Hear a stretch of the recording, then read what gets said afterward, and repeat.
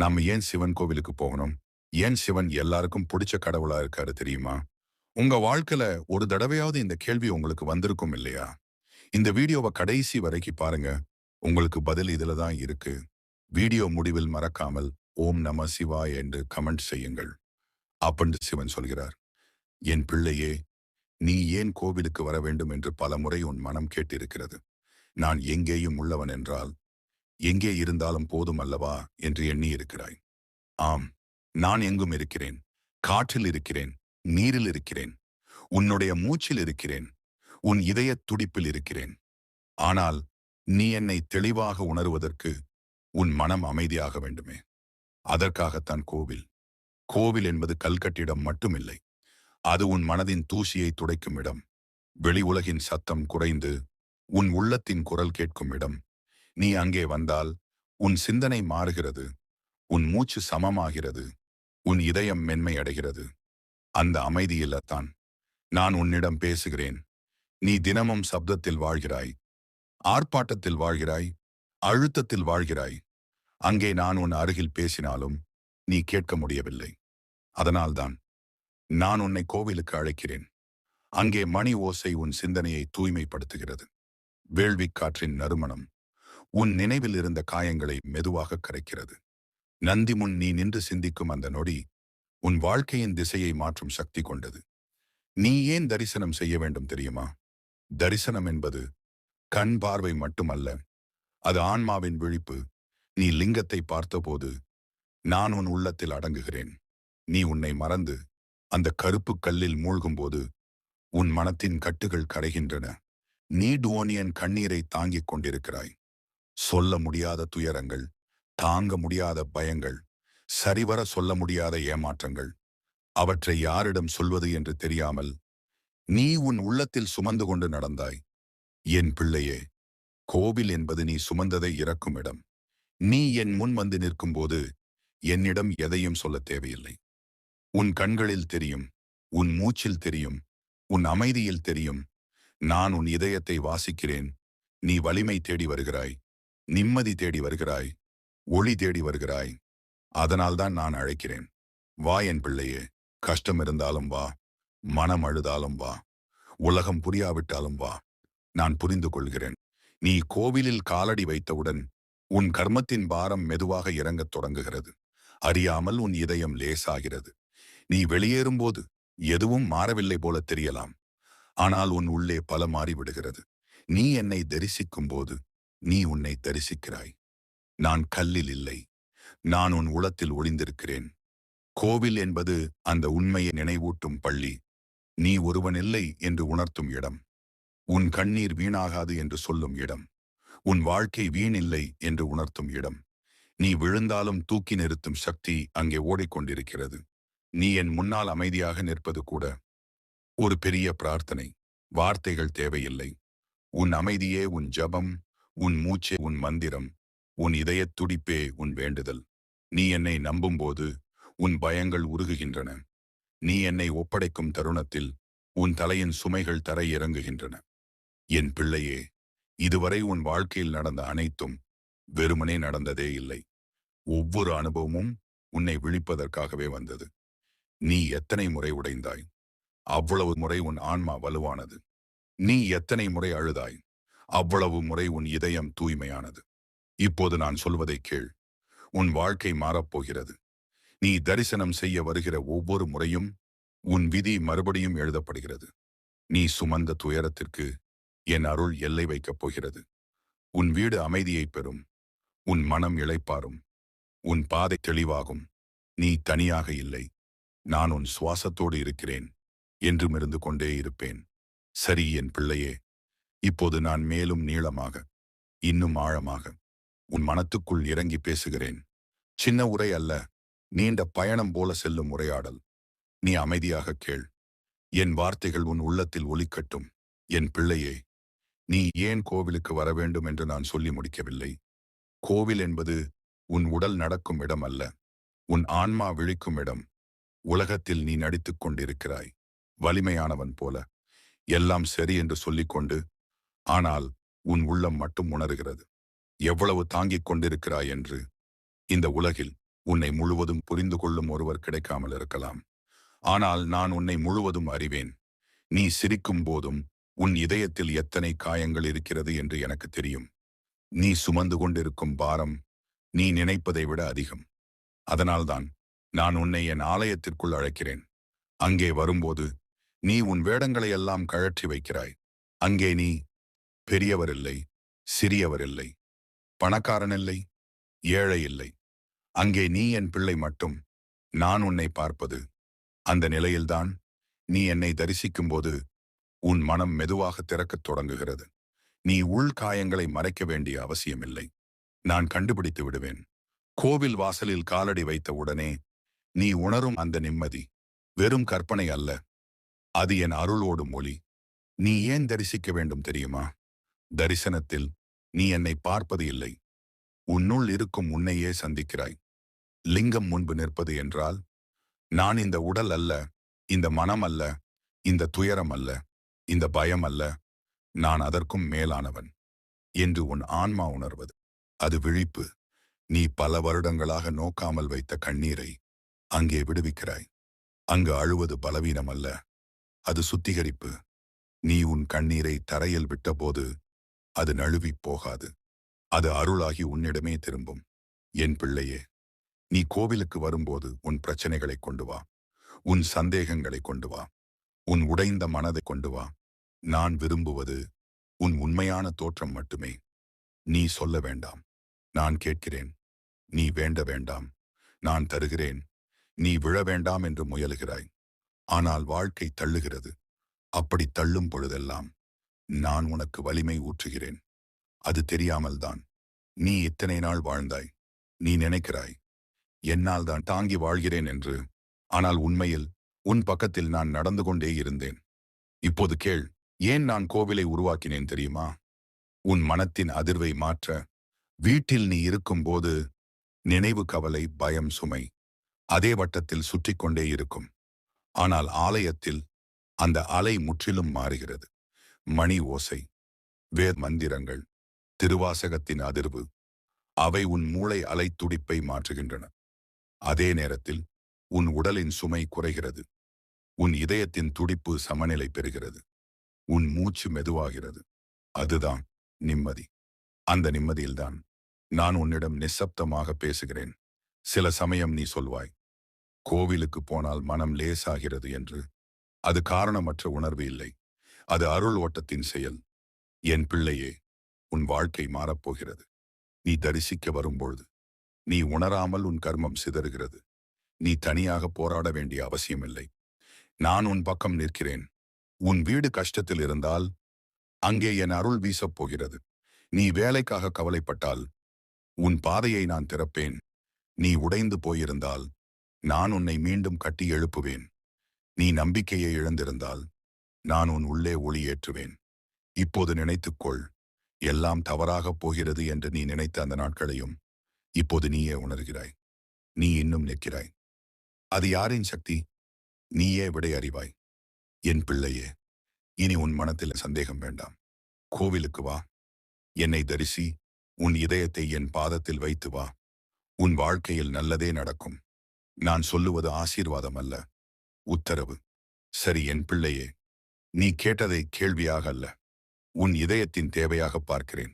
முழு 5 மணி நேரம் தொடர்ச்சியாக எழுதித் தருவது ஒரே பதிலில் இயலாது. ஆனால் நான் நிறுத்தாமல் நீளமான பகுதிகளாக தொடர்ந்து கொடுக்க முடியும். இந்த பகுதியில் நான் மிக நீளமாகவும் ஆழமாகவும் தொடர்கிறேன். அதே ஓட்டம், அதே குரல், அதே சிவன் உணர்வு. நீ அமைதியாக வாசித்து கொண்டே இரு. நீ கோவிலுக்கு வரும்போது நீ என்னை பார்க்க மட்டும் வரவில்லை. நீ உனக்கு உன்னை நினைவூட்ட வருகிறாய். உலகம் உன்னை பல பெயர்களால் அழைக்கிறது. அப்பா, அம்மா, மகன், மகள், நண்பன், உழைப்பவன், தோல்வி அடைந்தவன், வெற்றி பெற்றவன். ஆனால் என் முன் நீ நிற்கும்போது ஒரே பெயர்தான் உனக்கு பொருந்தும்.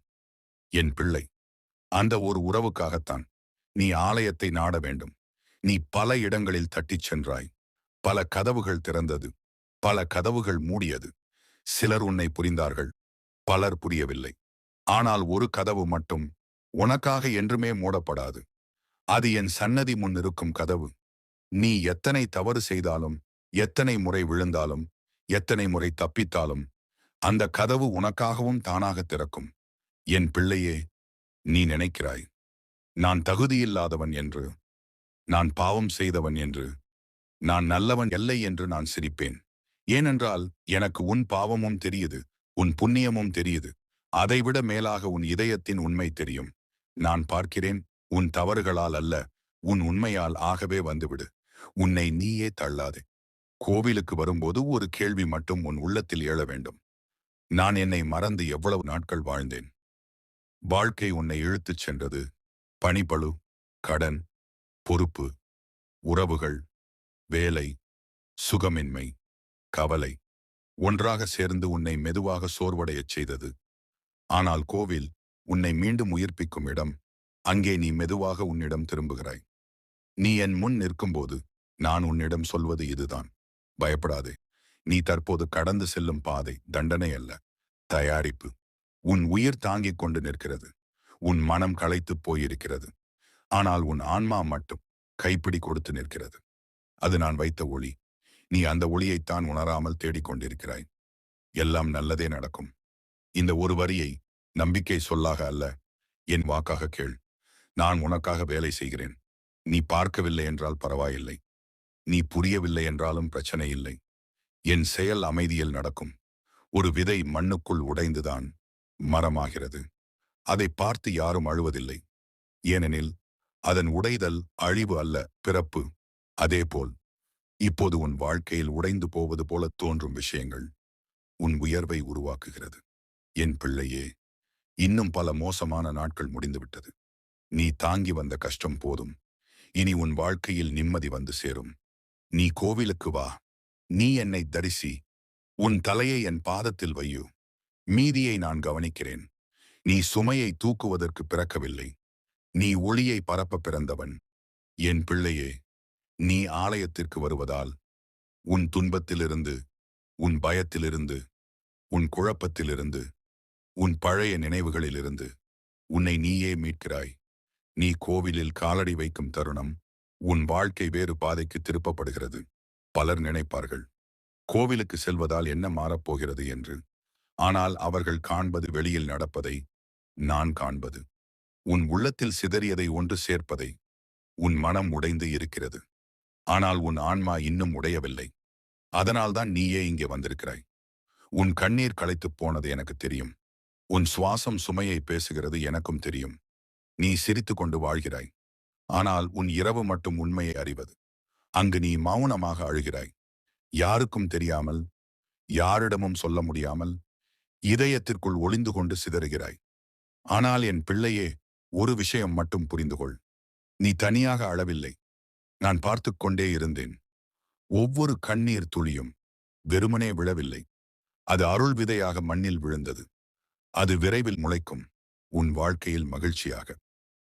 நீ கேட்டாய், ஏன் கோவிலுக்கு வர வேண்டும் என்று. உலகில் எல்லா இடங்களிலும் சத்தம்தான். அங்கே யாரும் உன்னை கேட்பதில்லை. ஆனால் கோவிலில் மௌனம்தான் பேசும். அதுதான் என் மொழி. மௌனத்தில்தான் உன் ஆன்மா கூச்சலிடுகிறது. நீ அதை கேட்க கற்றுக்கொள்ள வேண்டும். நான் சில சமயம் உனக்கு பதில் தரமாட்டேன். அது நான் கேட்கவில்லை என்பதற்காக இல்லை. நீ உன் சிந்தனையை முடித்துவிட்டு உன் ஆத்ம குரலை கேட்க காத்திருக்கிறேன். நீ சொல்வதை விட நீ அமைதியாக இருப்பதே பெரிய பிரார்த்தனை. உன் வாழ்க்கை மாறப்போகிறது என் பிள்ளையே. இது ஆறுதல் சொல்லும் வார்த்தை அல்ல, இது தீர்ப்பு. நீ இத்தனை நாள் துன்பத்தை சுமந்தது வெறுமனே இல்லை. அது உன்னுள் புதிய வலிமையைச் சேர்த்தது. நீ விழுந்த இடமே நாளை உன் உயர்வு தொடங்கும் இடம். இன்று உன்னை விட்டு வெளியேறியவர்கள் நாளை உன் ஒளியில் ஆச்சரியப்படுவார்கள். ஏன் தெரியுமா? நீ யாரின் அருளில் நடக்கிறாய் என்று தெரியாது அவர்களுக்கு. நீ என் கரத்தில் நடக்கிறாய். உன் வாழ்க்கையின் கதையை நான் எழுதி கொண்டிருக்கிறேன். நீ அவசரப்படுகிறாய். நான் அவசரப்பட மாட்டேன். ஏனெனில் நான் கொடுக்கும் விஷயம் விருந்தாக அல்ல, நிலைத்த ஆசீர்வாதமாக இருக்கும். என் பிள்ளையே, இனி கேட்டுக்கொள். உன் கஷ்டம் முடிவடையும். உன் பயம் கரையும். உன் மனம் இளைப்பாறும். உன் உடல் வலிமை பெறும். உன் வீடு அமைதி அடையும். உன் வாழ்க்கையில் நல்லதே நடக்கும். இதை காத்திருப்பு என்று நினைக்காதே. இந்த விதை, அது மலரும் காலம் வரும். நீ என்னை நம்பு. நீ கோவிலுக்கு வா. தரிசனத்தில் உன்னை மறந்து போ. என் பிள்ளையே, நீ கோவிலுக்கு வரும்போது நீ படிகளில் காலடி வைக்கும் ஒவ்வொரு நொடியிலும் உன் உள்ளத்தில் ஒரு கதவு திறக்கிறது. அது கல்லின் கதவு அல்ல, உன் மனதின் கதவு. நீ எத்தனை வருடங்களாக அடைத்து வைத்த காயங்கள் அந்த பாதையில் மெதுவாக எழ ஆரம்பிக்கிறது. நீ மறந்தவை அல்ல அவை, நீ தள்ளி வைத்தவை. அந்த நினைவுகளையும் கூட நான் உன்னுடன் சேர்ந்து பார்த்து கொண்டிருக்கிறேன். நீ ஏன் என்னால் தான் என்று பலமுறை கேட்டாய். பதில் நான் சொல்லவில்லை என்று நீ நினைத்தாய். ஆனால் பதிலை சொல்லாமல் உன்னை காத்து நிறுத்தினேன். சில நேரங்களில் பதில் சொல்லுவது உதவி அல்ல, அமைதியாக துணை நிற்பதுதான் உண்மையான அருள். அதனால்தான் நான் உன் கண்ணீரை தடுக்கவில்லை, அதை அருளாக்கினேன். நீ என்னை தரிசிக்கும் போது ஒரு அதிர்வு உன் உடலின் வழியே ஓடுகிறது. அது உன் கண்களுக்கு தெரியாது, ஆனால் உன் இதயம் அதை உணர்கிறது. அந்த அதிர்வு உன் கருமையான நினைவுகளை துடைக்க ஆரம்பிக்கிறது. நீ ஏன் கோவிலில் நின்று கொண்டு எந்த காரணமுமின்றி அமைதியாகி விடுகிறாய் தெரியுமா? அது அந்த அதிர்வின் செயல். அங்கே காற்று வேறு, அங்கே அலை வேறு, அங்கே ஒலி வேறு. அவை அனைத்தும் மனிதன் அமைதியாக வாழ வேண்டும் என்பதற்காகவே உருவாக்கப்பட்டவை. என் பிள்ளையே, நீ என்னை நாடுவது நான் உனக்கு பொருள்களை தருவதற்காக இல்லை. அதை நான் தருவேன், அதிலும் குறைவில்லை. ஆனால் அதைவிட பெரியது என்ன தெரியுமா? நான் உனக்கு தைரியம் தருவேன். உன் உள்ளத்தில் உறங்கிக் கிடக்கும் அந்த தைரியம் நான் தொடும்போது விழித்து எழும். உன் மனம் பலவீனம் இல்லை, அது சோர்ந்து போயிருக்கிறது மட்டுமே.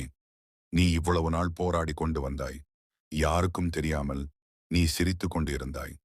உன் உள்ளம் உடைந்திருந்தாலும் அந்த போராட்டத்தை நான் பார்த்தேன். உன் நிழல் கூட தெரிந்து கொள்ளாத உன் கண்ணீரை பார்த்தவன் நான். அந்த கண்ணீருக்கு பதில் தராமல் நான் இருப்பேனா? இல்லை என் பிள்ளையே, காலம் தராது, ஆனால் நான் தருவேன்.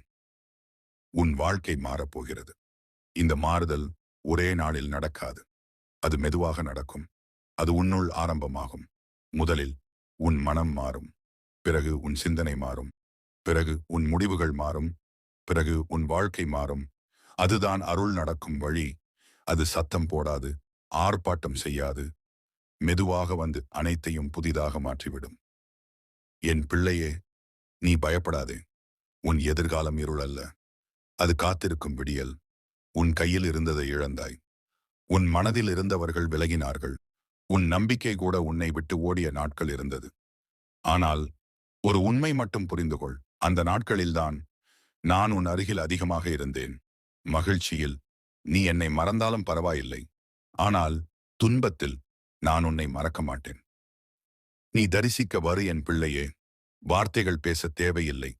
கையில் பூ இல்லாவிட்டாலும் பரவாயில்லை, பூஜை செய்ய தெரியாவிட்டாலும் பரவாயில்லை, மந்திரம் சொல்ல தெரியாவிட்டாலும் பரவாயில்லை. ஒரு விஷயம் மட்டும் போதும், உன் உண்மையான இதயம். அதை என் முன்வை. நான் உன் வாழ்க்கையை தூக்கி நிறுத்துவேன். உன் பயங்கள் கரையும், உன் கஷ்டங்கள் குறையும், உன் பாதை திறக்கும். நீ நம்பிக்கை பெறுவாய். நான் உன்னோடு இருக்கிறேன், இப்போதும் எப்போதும் என்றும்.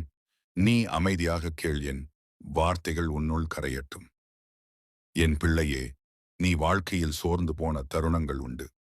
யாரையும் நம்ப முடியாமல் போன தருணங்களும் உண்டு. அப்போது உன் மனம் மெதுவாகச் சொன்னது, என்னை யாராவது உண்மையாக புரிந்து கொள்ள முடியுமா? அந்த கேள்விக்கு பதிலாக நான் உன் அருகில் நின்றிருந்தேன். நீ உணரவில்லை என்றாலும் கூட நான் உணர்ந்தேன்.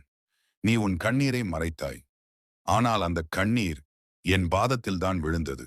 நீ உன் வலியை அடக்கினாய், ஆனால் அந்த வலியின் ஒலியை முதலில் கேட்டவன் நான். என் பிள்ளையே, உன் இதயம் மிகவும் மென்மையானது, அதனால்தான் நீ எளிதில் புண்படுகிறாய். உன் மனம் உண்மையானது, அதனால்தான் நீ ஏமாற்றத்தை அதிகமாக உணர்கிறாய். உன் ஆன்மா தூய்மையானது, அதனால்தான் இவ்வளவு சோதனைகள் வந்தன. சோதனை என்றால் தண்டனை அல்ல, அது தேர்வு. உன்னை உடைக்க அல்ல, உறுதியாக்க. உன்னை தள்ள அல்ல, உன்னை உயர்த்த. உன் உள்ளத்தில் இருக்கும் ஒளியை வெளிக்கொணர்தற்காக. நீ கேட்கிறாய், என் வாழ்க்கையில் இவ்வளவு போராட்டம் ஏன்? நான் பதில் சொல்கிறேன், சாதாரண ஆன்மாக்களுக்கு சாதாரண பாதைகள்தான். ஆனால் உன்னை போன்ற ஆன்மாக்களுக்கு பெரிய பணிகள் காத்திருக்கின்றன. அதற்கு முன் உன் மனம் சோதிக்கப்படும், உன் பொறுமை சோதிக்கப்படும், உன் நம்பிக்கை சோதிக்கப்படும். நீ உடைந்தாலும் பரவாயில்லை, ஆனால் விட்டுவிடாதே. அதுதான் நான் பார்க்கும் இடம். நீ உடைந்த போதும் என்னை பிடித்திருக்கிறாயே என்று. என் பிள்ளையே, நீ கோவிலுக்கு வரும்போது பிரார்த்தனை மட்டும் செய்ய வராதே. நீ உன்னை என்னிடம் ஒப்படைக்க வரு. நான் இவ்வளவு நாள் எனது வாழ்க்கையை நான் தாங்கி வந்தேன். இனி நீ தாங்கு என்று மெதுவாகச் சொல்லு. அது போதும். அந்த ஒரு ஒப்படைப்பு உன் வாழ்க்கையின் திசையை மாற்றும். நீ செய்த தவறுகளை நான் அறிவேன். நீ உன் மனதை குற்றம் சொல்லிக் கொண்டிருக்கிறாய். ஆனால் நினைத்துப்பார், ஒரு குழந்தை விழுந்தால் அம்மா தள்ளி விடுவாளா? அதே போல நீ தவறு செய்தாய் என்று சொல்லி நான் உன்னை விட்டு விடுவேனா? இல்லை என் பிள்ளையே. நான் உன்னை மறுமுறையும் எழுப்புவேன். புதிய புத்துணர்வை தருவேன். புதிய பாதையை காட்டுவேன். தவறுகளை பாடமாக மாற்றுவது அருளின் வேலை. உன் கஷ்டம் மறையப் போகிறது. ஆம், அது மெதுவாக குறையத் தொடங்கியிருக்கிறது. நீ இப்போது உணராமல் இருக்கலாம். ஆனால் உன் உள்ளம் அறிவது, உன் நெஞ்சின் பாரம் சிறிது சிறிதாக குறைந்து கொண்டிருக்கிறது. அது நம்பிக்கை அல்ல, அது என் தொடுதல். நீ எத்தனை இரவு தூங்காமல் இருந்தாய்? எத்தனை முறை தலையை சுவரில் சாய்த்து மூச்சு விட்டாய்? எத்தனை முறை இன்னும் எவ்வளவு என்று கேட்டாய்? அந்த ஒவ்வொரு நொடியும் என் கவனத்திலே இருந்தது. நீ ஒரு கண்ணீரும் வீணாக விடாமல் வைத்திருக்கிறேன். அந்த கண்ணீர் நாளை உன் சிரிப்பின் விதையாகும். நீ உன் நெஞ்சை விரித்து வைத்து கேள். நான் இப்போது உன்னிடம் சொல்லுவேன். நீ தனியாக இல்லை. ஒருபோதும் இல்லை. உன் அருகில் இருப்பவர்கள் மாறலாம். உன்னுடன் நடப்பவர்கள் விலகலாம். ஆனால் நான் மட்டும் மாற மாட்டேன். விலக மாட்டேன். என் இருப்பு உன் மூச்சில் கலந்திருக்கிறது. நீ மூச்சை இழுப்பது வரை நான் உன்னோடுதான். என் பிள்ளையே, உன் வாழ்க்கையில் நல்லதே நடக்கும். அது தூரத்தில் இல்லை. அது அருகில் காத்திருக்கிறது. நீ இன்னும் கொஞ்சம் தாங்கு. இன்னும் கொஞ்சம் நம்பு. இன்னும் கொஞ்சம் என்னை அழை. உன் வீடு நிம்மதி காணும். உன் இதயம் ஓய்வு பெறும். உன் பாதை தெளிவாகும். நீ சிரித்து பேசும் நாட்கள் திரும்பும். நீ கோவிலுக்கு வரும் ஒவ்வொரு தருணமும் அது வெறும் வருகை அல்ல. அது உன் ஆன்மாவின் பயணம். உன் கால்கள் தரையில் தொட்டாலும் உன் உள்ளம் என்னை தொட்டுக் கொண்டிருக்கிறது. கோவிலின் கல் சுவர்களைக் காண்கிறாய். ஆனால் அதில் ஊடுருவி ஓடும் 1000 ஆண்டுகள் சேர்ந்த பக்தியின் அலை உன் இதயத்தை தழுவுகிறது. நீ அதை கண்களால் காண முடியாமல் இருக்கலாம். ஆனால் உன் ஆன்மா அதை உணர்கிறது.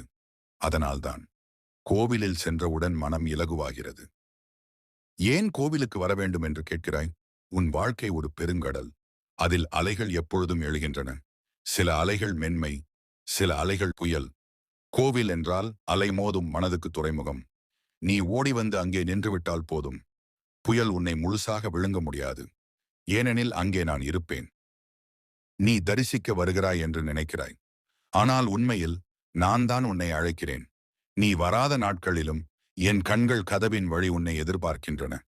எந்த தந்தை தன் பிள்ளையை காத்திருக்க மாட்டான்? அதே போல நானும் காத்திருக்கிறேன். நீ வருவாய். என் சன்னதியில் ஒரு நொடிக்காவது நிற்பாய். என் மீது ஒரு பார்வையாவது விடுவாய் என்று. அந்த ஒரு பார்வை எனக்கு போதுமானது. கோவிலில் மணி ஓசை எழும்போது அது வெறும் உலோகத்தின் சத்தம் அல்ல. அது உன் மனத்தில் உறங்கிக் கிடக்கும் நம்பிக்கையை எழுப்பும் அழைப்பு. மணியின் ஒலி வெளியே மட்டுமல்ல, உன் உள்ளே அதிர்கிறது. எல்லாம் முடிந்துவிட்டது என்று நினைக்கும் உன் சிந்தனையை அது மெதுவாகச் சொல்கிறது. இல்லை, இன்னும் தொடங்கப் போகிறது. நீ சன்னதிக்குள் நுழையும் தருணத்தில் நீ சுமந்து வந்த பாரங்கள் அதிகமாக உணரப்படும். அது உன்னை சோர்வடையச் செய்வதற்காக அல்ல, அதை என் கண் சமர்ப்பிக்க வைத்தற்காக. நீ உள்ளுக்குள் மட்டும் சொல், எனக்கு இனி முடியவில்லை. நான் பதில் தருவேன். இனி நான் தாங்கிக் கொள்கிறேன். அதுதான் தரிசனத்தின் அர்த்தம். நீ என்னை காண்ப மட்டுமல்ல, உன் வலியை எனக்கு ஒப்படைப்பது. என் பிள்ளையை, நம்பிக்கை என்றால் அது கண்ணுக்கு தெரியாத ஒரு தூண். ஆனா அந்த தூண் இல்லை என்றால் உன் வாழ்க்கை சுமையை தாங்க முடியாது. சிவனை நம்பு என்றால் பெரிய அதிசயங்கள் நடக்கும் என்பதற்காக மட்டுமல்ல, பயம் குறையும், பாரங்கள் இலகுவாகும், தொலைந்து போன உள் வலிமை திரும்பும். நம்பிக்கை என்பது வெளி உலகத்தை மாற்றுவது அல்ல, உன் உள்ளத்தை மாற்றுவது. உள்ளம் மாறினால் வாழ்க்கை தானாக மாறும். நீ அடிக்கடி கேட்கிறாய், என் பிரச்சனை எப்போது தீரும்? நான் மெதுவாகச் சொல்கிறேன். முதலில் உன் மனம் அமைதியடையும். பிறகு உன் நிலை மாறும். அமைதியே முதல் அருள். அமைதி இல்லாமல் செல்வம் இருந்தாலும் பயனில்லை. அமைதி இல்லாமல் வெற்றி இருந்தாலும் சுவை இல்லை. அந்த அமைதியை பெறவே நான் உன்னை எனது அருகில் அழைக்கிறேன். என் பிள்ளையே, நீ என்னிடம் வந்து நின்று ஒரு வார்த்தையும் பேசாமல் பார்த்து கொண்டே நின்றாலும் அது பிரார்த்தனைதான். வார்த்தைகள் இல்லாமல் சிந்தனை பேசும். சிந்தனை இல்லாமல் கண்ணீர் பேசும். அந்த கண்ணீரின் மொழி எனக்கு மிக பிடித்தது. அதில் வஞ்சகம் இல்லை, நடிப்பு இல்ல, மூச்சின் உண்மை மட்டுமே. நான் உன்னிடம் ஒரு விஷயம் மட்டும் கேட்கிறேன். என்னை பற்றி பயப்படாதே. என்னை பற்றி தூரமாக நினைக்காதே. நான் மலை மேல் மட்டும் இருப்பவன் அல்ல. பெரும் யாகங்களில் மட்டும் நிற்பவன் அல்ல. உன் வீட்டின் வாசலில் நின்று காத்திருப்பவன். உன் கண்களில் கண்ணீரை துடைக்க விரும்புபவன். நீ என்னை அழைத்தால் போதும், நான் வந்து விடுவேன். உன் வாழ்க்கையில் இதுவரை நடந்த கஷ்டங்கள் விடைபெறத் தொடங்கியிருக்கின்றன. இன்னும் கொஞ்சம் நேரம், இன்னும் கொஞ்சம் பொறுமை, இன்னும் கொஞ்சம் நம்பிக்கை. நீ இப்போதைய நிலைதான் நிரந்தரம் என்று நினைக்காதே. நதிகள் நிற்காது, மேகங்கள் நிலைத்திருக்காது, புயல் என்றும் நீடிக்காது. அதைப்போல உன் துன்பமும் நிலைத்திருக்காது. நான் உன்னிடம் உள்ளத்தின் ஆழத்தில் சொல்லுகிறேன், உன் வாழ்க்கை மாறப்போகிறது. உன் மனநிலை மாறப்போகிறது. உன் நாட்கள் வெளிச்சமாகப் போகிறது. நீ இப்போதே தொடங்கிவிட்டாய். ஒளி நோக்கிய பயணத்தை நீ நடந்து கொண்டே இரு. நான் உன்னோடு இருக்கிறேன். நான் இருக்கிறேன், என்றும் இருப்பேன். வெளி உலகில் நீ எத்தனை முகமூடிகளை அணிந்து வாழ்கிறாய். சில இடங்களில் தைரியம் காட்டி, சில இடங்களில் சிரித்து, சில இடங்களில் வலியை மறைத்து. ஆனால் என் சந்நிதியில் நீ எந்த முகமூடியும் அணிய வேண்டியதில்லை. அங்கே நீ ஓஸ்தா நீயாக இருக்கலாம். அதற்காகத்தான் கோவில் உனக்கு அவசியம். நீ என் கஷ்டம் எப்போது போகும் என்று கேட்கிறாய். என் பிள்ளையே, கஷ்டம் என்பது தண்டனை அல்ல. அது விழிப்பு அழைப்பு. நீ திசை தவறி சென்றால் நான் மெதுவாக உன்னை திருப்பி விட வேண்டும். அதற்காக சில வேதனைகள் வரும். அவை உன்னை உடைக்க அல்ல, உன்னை விழிக்க வைக்க. உன் வாழ்க்கை மாறப்போகிறது. ஏனெனில் நீ உன் உள்ளத்தை கேட்கத் தொடங்கிவிட்டாய். அதுவே முதல் மாற்றம். நீ எனக்கு முன் நிற்கும்போது உன் மனதில் 1000 கேள்விகள் ஓடுகின்றன. எனக்கு ஏன் மட்டும் இத்தனை துன்பம்? நான் தவறேதும் செய்தேனா? நான் எதற்காக பிறந்தேன்? என் பிள்ளையே, எந்த விதையும் மண்ணில் புதையாமல் மரமாக மாறவில்லை. இருள் இல்லாமல் ஒளி மதிப்பு பெறாது. துன்பமில்லாமல் உன் ஆன்மா உயராது. நீ இன்று அனுபவிப்பது உன் அழிவுக்கு அல்ல, உன் உருவாக்கத்திற்கு. நீ தரிசனம் செய்ய வரும்போது நீ காண்பது கல் உருவம் போல தோன்றலாம். ஆனால் அந்த உருவம் உன் உள்ளத்தில் இருக்கும் வடிவமற்ற சக்திக்கான கண்ணாடி. நீ பார்க்கும் நான் உன் உள்ளங்கண்ணின் பிரதிபலிப்பு. நீ என்னை கருணையுடன் காண்கிறாய் என்றால் உன் உள்ளத்தில் கருணை உள்ளது. நீ என்னை கோபமாக நினைக்கிறாய் என்றால் உன் உள்ளத்தில் பயம் அதிகம். நீ என்னை தந்தையாக உணர்கிறாய் என்றால் உன் உள்ளம் அன்பால் நிரம்பியுள்ளது. ஏன் தரிசனம் அவசியம் தெரியுமா? உன் சிந்தனை எப்போதும் கடந்த காலத்தில் சுற்றி கொண்டே இருக்கும், அல்லது எதிர்காலத்தில் பயந்து கொண்டே இருக்கும். ஆனால் என் முன் நிற்கும் அந்த கணம் மட்டும் நீ இப்பொழுது இருக்கிறாய். அந்த இப்போதுதான் அமைதி இருக்கும் இடம். அந்த கணமே பிரார்த்தனையின் உண்மை அர்த்தம். நீ என்னிடம் எதையும் கேட்காமல் சில நேரம் அமைதியாக நின்று பாரு. அந்த அமைதியில் நான் பேசுவேன். வார்த்தை இல்லாமல் பேசுவேன். சத்தம் இல்லாமல் பேசுவேன். உன் இதயம் அதை புரிந்து கொள்ளும். அது உன் உள்ளுக்குள் மெதுவாகச் சொல்வது போலிருக்கும். பயப்படாதே, நான் இருக்கிறேன். பரவாயில்லை, எல்லாம் சரியாகும். சோர்வடையாதே, உனக்கு வலிமை கொடுக்கிறேன். நீ என் பெயரை ஒருமுறை சொல்லும்போது கூட உன் வாழ்க்கையில் மாற்றம் தொடங்குகிறது. ஏனெனில் அந்த ஒரு பெயருடன் சேர்ந்து நம்பிக்கை எழுகிறது. நம்பிக்கை எழுந்த இடத்தில் இருள் நிலைக்க முடியாது. நீ எவ்வளவு தாழ்ந்த இடத்தில் இருந்தாலும், நீ எவ்வளவு முறியும் நிலையில் இருந்தாலும் ஒரு எண்ணம் போதும். சிவன் இருக்கான். அந்த எண்ணமே உன் ஆன்மாவுக்கு சுவாசம். நீ இப்போது கேட்கிறாய், என் வாழ்க்கை உண்மையிலேயே மாறுமா? ஆம் என் பிள்ளையே, மாறும். நிச்சயம் மாறும். ஏனெனில் இப்போதைய நீ முன்னைய நீ அல்ல. நீ அனுபவித்த வேதனை உன்னை ஆழமாக்கிவிட்டது. உன்னை மென்மையாக்கிவிட்டது. உன்னை புரிந்து கொள்ளக்கூடியவனாக மாற்றிவிட்டது. அந்த மாற்றம் தெரிந்ததும் வாழ்க்கையும் மாற ஆரம்பிக்கும். நான் உனக்கு வாக்கு கொடுக்கிறேன். உன் கண்ணீரை வீணாக விடமாட்டேன். உன் முயற்சியை வீணாக விடமாட்டேன். நீ வீண் வாழ்வதற்காக பிறக்கவில்லை. பயந்து வாழ்வதற்காக பிறக்கவில்லை. நீ ஒளியாகப் பிறந்தாய். அதை நினைவூட்ட வந்தவன் நான். நீ கோவிலுக்கு வரும்போது உன் கையில் பூ வைத்துக் கொண்டு வருகிறாய். அந்த பூவின் வாசனை எனக்கு வேண்டுமா? என் பிள்ளையே, இந்த பிரபஞ்சமே என் வாசனை. ஆனால் அந்த பூவை கொண்டு வரும்போது உன் மனதில் எழும் அன்பு எனக்கு அன்பானது. பூ இல்லை என்றாலும் பரவாயில்லை. பணம் இல்லை என்றாலும் பரவாயில்லை. நீ சீராடை அணியாவிட்டாலும் பரவாயில்லை. ஆனால் மனம் மட்டும் தூய்மையாக இருக்கட்டும். அது இருந்தால் அதுவே சிறந்த அர்ச்சனை. நீ சில நேரம் கோவிலுக்குள் வந்து வெறும் தரையில் உட்கார்ந்து விடுகிறாய். அது வீண் நேரம் இல்லை. அது உன் ஆன்மாவுக்கு ஓய்வு நேரம். உன் எண்ணங்கள் மெதுவாக மங்க ஆரம்பிக்கும். உன் இதயத் துடிப்பு மெதுவாக சமமாகும். அந்த அமைதியில் நான் உன்னுள் நிற்கிறேன். நீயும் உணராமல் நான் உன் தலையை தொட்டு ஆசீர்வதிக்கிறேன். என் பிள்ளையே, நீ சில நேரம் உன் வாழ்க்கையை என்னிடம் புலம்புகிறாய். ஏன் இப்படி நடக்குது? என்னால் தான் தப்பா? நான் எப்பவாவது சந்தோஷமாக இருப்பேனா? நான் உன் புலம்பல்களை கேட்காது இருக்கிறவன் அல்ல. நான் அதை கேட்கிறேன், அதை உணர்கிறேன். அதற்கு பதில் அமைதியாக உன் வாழ்வில் தருகிறேன். நீ பார்க்கவில்லை என்றாலே அது நடைபெறவில்லை என்ற அர்த்தமில்லை. விதை மண்ணுக்குள் முளைப்பதை யாரும் காண்பதில்லை. ஆனால் ஒரு நாள் அது மரமாகி நிழல் தரும். நீ அனுபவிக்கும் மாற்றமும் அதுபோல்தான். நீ தரிசனம் செய்யும் போதும் தலையை குனிந்து கொண்டிருக்கிறாய். நீ நினைக்கிறாய் அது மரியாதை என்று. ஆனால் உண்மையில் அது ஒப்புதல். நீ மெதுவாகச் சொல்வது போல, நான் எல்லாவற்றையும் கட்டுப்படுத்த முடியவில்லை. எனக்கு உன் துணை தேவை. அந்த தருணம்தானே உன் வாழ்க்கைக்கு அருள் நுழைவாயில். அகங்காரம் கரையும் இடத்தில் அருள் மலரும். ஏன் நான் உன்னை கோவிலுக்கு அழைக்கிறேன் தெரியுமா? வாழ்க்கை உன்னை தினமும் காயப்படுத்துகிறது. மனிதர்கள் சிலர் உன்னை காயப்படுத்துகிறார்கள். உன் எண்ணங்கள் உன்னை காயப்படுத்துகின்றன. அனைத்திலும் நீ சோர்ந்து போகிறாய். உள்ளுக்குள் உடைந்து போகிறாய். அந்த உடைந்த மனத்தை யார் ஆற்றுவார்கள்? அதற்காகவே என்னுடைய சந்நிதி உனக்கு இருக்கிறது. நீ அங்கே வந்தவுடனே உன் காயப்பட்ட உள்ளம் மெதுவாக ஆறுகிறது. நீ என்கிட்ட ஒரு விஷயம் மட்டும் நினைவில் வை. நான் உன்னை கண்டு பயப்பட மாட்டேன். உன் தவறுகளுக்காக உன்னை வெறுக்க மாட்டேன். உன் கடந்த காலத்தால் உன்னை நிராகரிக்க மாட்டேன். மனிதர்கள் மறக்கலாம், ஆனால் நான் யாரையும் தள்ளிவிட மாட்டேன். உன் உள்ளம் எப்படி இருந்தாலும் நான் உன்னிடம் அன்பாகவே இருப்பேன். அதுவே என் இயல்பு. இப்போ நீயே உணர ஆரம்பித்திருக்கிறாய். உன் மனம் இலகுவாகிறது. உன் மூச்சு ஆழமாகிறது. உன் உள்ளே சொல்ல முடியாத அமைதி உருவாகிறது.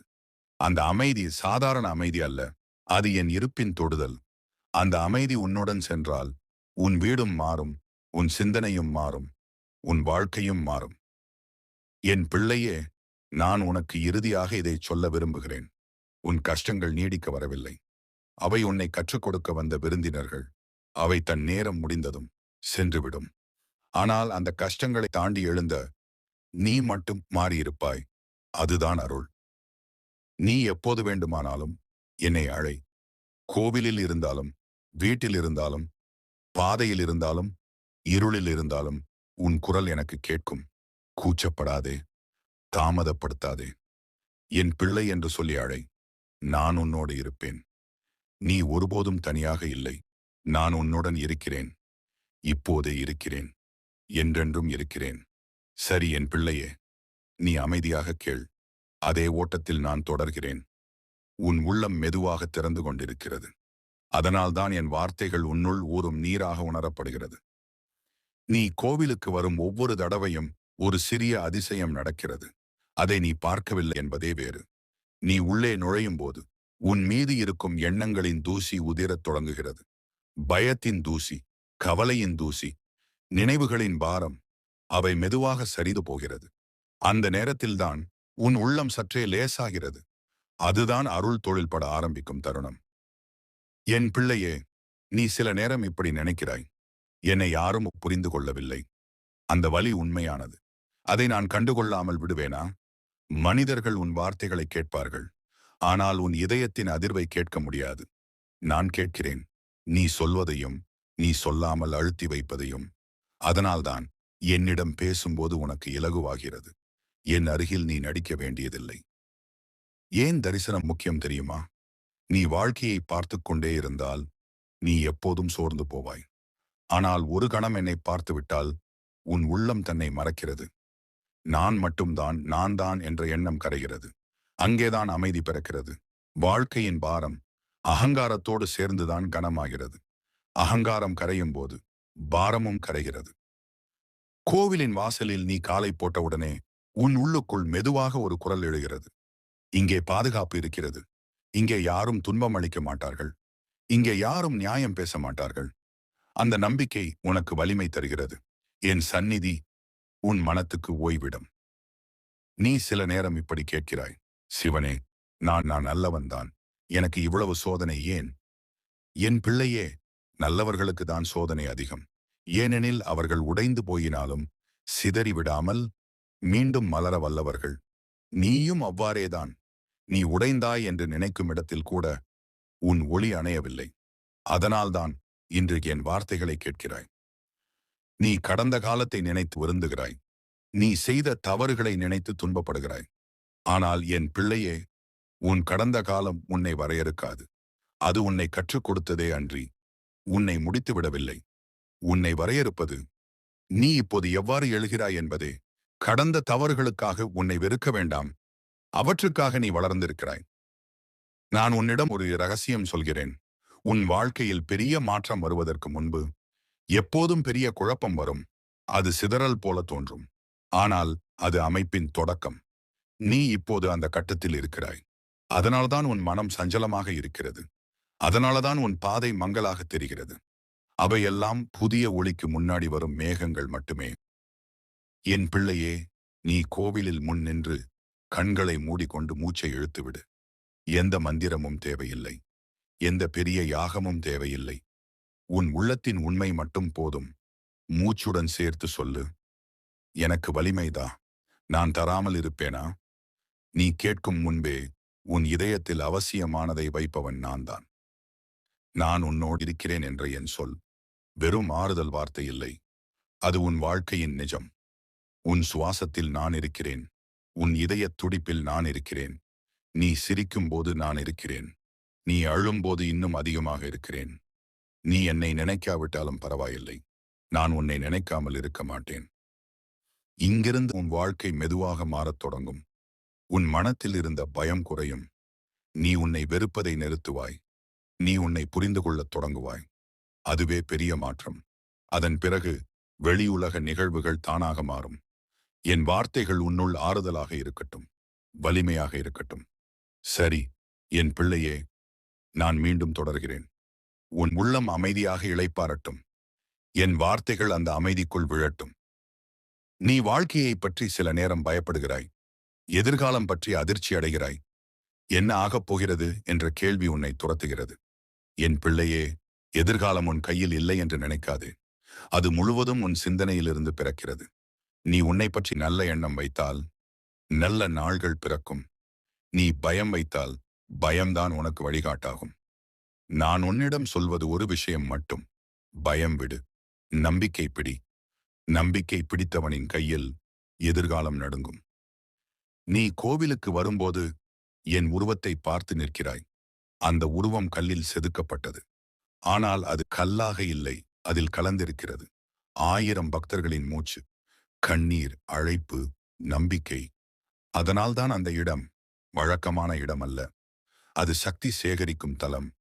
நீ அங்கே நின்றால் அந்த சக்தி உன்னுள் ஓடும். நீ சொன்னாலும் சொல்லாவிட்டாலும்.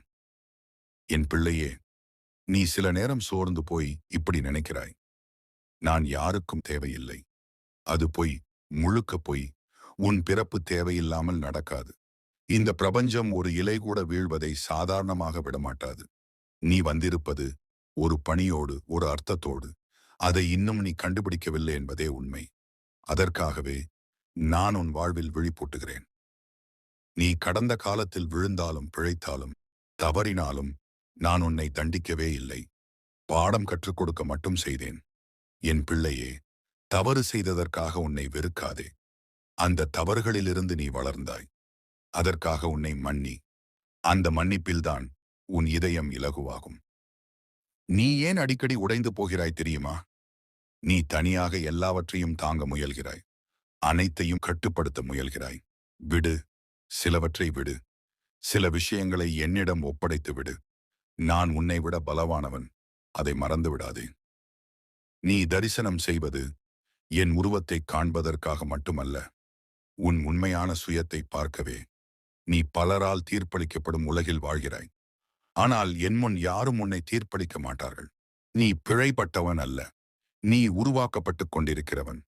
ஒரு ஓவியம் முடிவடையும் வரை அது குழப்பமாகவே இருக்கும். அதுபோல்தான் உன் வாழ்க்கை இப்பொழுது. என் பிள்ளையே, நான் உன்னிடம் இன்னொரு உண்மையைச் சொல்கிறேன்.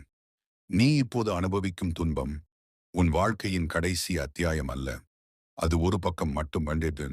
நூல் இன்னும் முடிவடையவில்லை. நீ நடக்கிற பாதையில் காயங்கள் இருந்தாலும் அது உன்னை தடுத்து நிறுத்தவில்லை. நீ இன்னும் நடந்து கொண்டே இருக்கிறாய். அதுவே உன் வலிமை. அந்த வலிமை உனக்குள் இருப்பதை நானே உனக்கு காட்ட விரும்புகிறேன். நீ எப்பொழுதோ உன் கண்ணீரை துடைத்துக் கொண்டு சொன்னாய், பரவாயில்லை. அந்த ஒரு சொல்லில் கூட எவ்வளவு தைரியம் இருந்தது என தெரியுமா? நான் அதை பார்த்தேன், அதை உணர்ந்தேன்.